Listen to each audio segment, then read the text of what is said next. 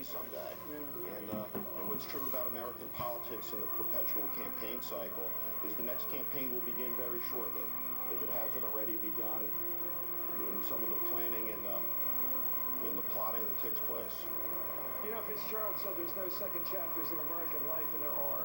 Jimmy Carter, Donald Trump, we keep having new chapters in this country. And I was on a plane with Carter when we lost back in '80, and I was a Marine One when we lost. It was talk about going through the experience of being taken from the White House by the American people and still standing up tall and living the rest of your life doing good work. Dr. Biden and Mrs. Pence being led to their particular vehicles in this motorcade.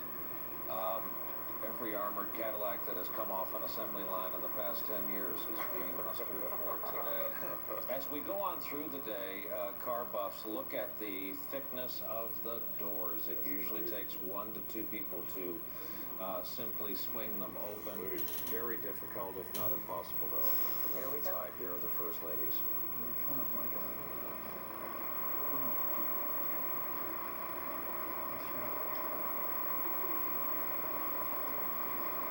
Ralph Lauren is having a big day today, Brian.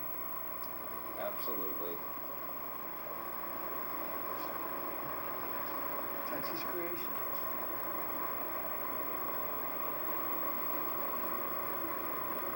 Melania Trump is the first ever immigrant First Lady of the United States. She is the second First Lady of the United States born outside of the United States. The last one was from the 1700s. John Adams, his wife, was born in London. We've never before had a First Lady born outside the United States. She speaks 5 languages. She's had a distinguished career of her own.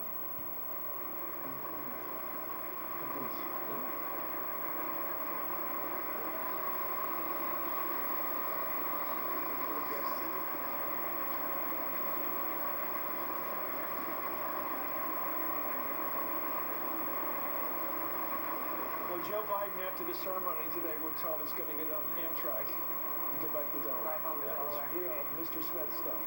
That's great. Which he did every day in the Senate. The Amtrak station in Wilmington, Delaware is now named after Joe Biden. Really? It is, yeah. And watching Joe Biden on Amtrak is a sight to behold. I don't think there is an employee he does not know Absolutely. on a first-name basis. There are a few passengers he doesn't, regular passengers he doesn't know, because to ride on Amtrak with Joe Biden was to just watch him talking to everybody. I suspect he will not be in the quiet car. His biggest secret all these years is he loves to ride up front in the cab, and because of 2 things, old windshields and the propensity of little kids to throw rocks, you have to wear facial covering while up in the cab. And here are the presidents. Look at this. Now, who's taller? I mean, they're about the same, it looks to me, I'd say. Maybe Trump. Maybe.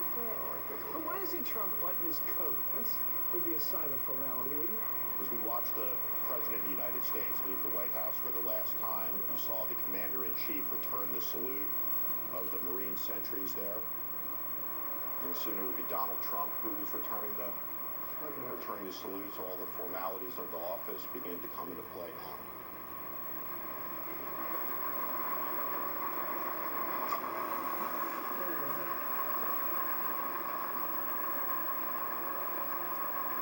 Donald Trump, for the first time now, climbing into a vehicle adorned with the seal of the President of the United States, flying the flag of the President of the United States as he assumes the trappings of power over the next hour.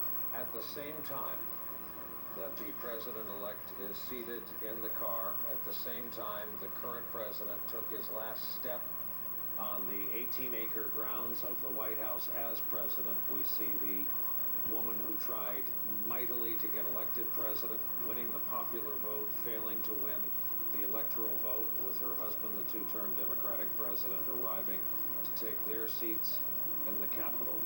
Visuals like this are what we talk about when we talk about Inauguration Day, as the car pulls from the portico to begin the long drive down to Capitol Hill. Do we think Trump would have taken it so stoically if he had won the popular vote by 3 million votes? I suspect not. I suspect not. You know, that was an amazing split-screen visual. You watch the Obamas leave the White House for the last time, and I keep reminding myself, of course, they would have preferred that Hillary Clinton succeed Barack Obama rather than Donald Trump. But they had their 8 years. You know, they had the full ride, the fullest possible ride you could have in the White House. And there's a certain amount of relief, I think, and freedom that comes with the end of an 8-year term. You mean the Obamas? For the Obamas, yeah. Yeah, I remember as a kid watching Kennedy take the oath and feeling a bit sorry for old Eisenhower, the great war hero and war leader. And I said, and my dad said to me, a bit more wise than me at the time I was a kid, he said, don't feel sorry for him. This is the happiest day of his life. Well, he no longer has to worry about nuclear war. It's on his kids' shoulders now. As the limousine New Today pulls out over the security lid in the White House, we see President Bush 43 and Laura Bush. They made the trip from Texas after he was assured that his mom and dad were on the mend and going to be okay. They remain in Methodist Hospital in Houston. President Bush disappeared from public life very deliberately after he left office. He had nothing to say about what President Obama was doing, whether it was right or wrong. One wonders if President Obama will do the same. It sounded from his farewell address as if, and his press conference, as if we might hear from him.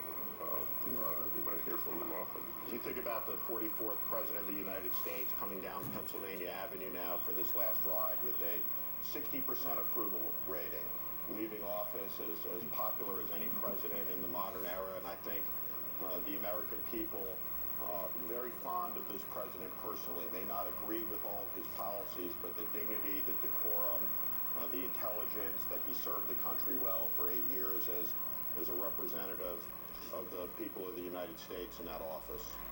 Joy Reid joins our conversation. Joy, as we were just saying, the president has taken his last step on the White House grounds as president. Now you see the motorcade going down to the Capitol. Yeah, I'll echo those comments about President Obama. And you have to remember that the level of vilification that this president came into office with, I can still recall viscerally how hated and vilified and mistaken he was, sort of de-Americanized. And for him to now leave office, incredibly popular. I've heard, the sort of adoration of him among Democrats alike into the way a lot of Republicans feel about Ronald Reagan. I think that he's popular not just with Democrats, he's popular with a lot of conservatives just for the way that he comported himself. No personal scandals. You compare that to something like 67 members of the Nixon administration eventually indicted. Even Carter was a good and erect man.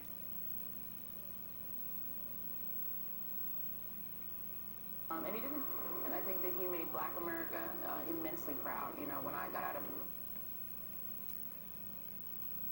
People who we're seeing lining the street are there officially. That's why they're saluting. You see people who are being paid to be there. But the numbers of people on the streets, as you can see them behind the barricades, it's just not.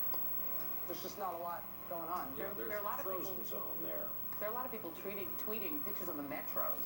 And if you recall, 2008, I left my cousin's house in Maryland 5:15 in the morning, and the metros were jammed. You could barely move through the streets of Washington. It's amazing the pictures that people are tweeting out about how empty the metros are, and it is really a sparse crowd.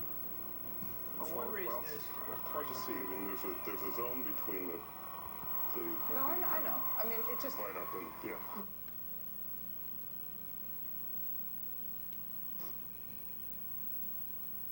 With a massive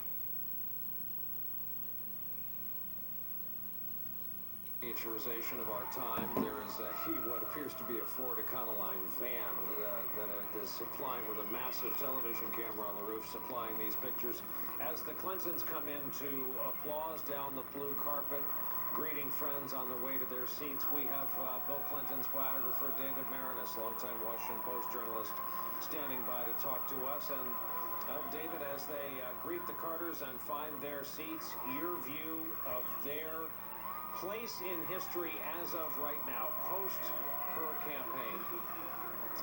Well, Well, it's not what they thought it would be, obviously. They thought this would be a restoration or a resurrection of some sort. As Michael Beschloss said, they've been around our politics longer than any couple in modern American history. And I think that Bill Clinton, in particular, after he served his 2 terms, he said he'd like to be president again. So this was about as close as they might have come to it.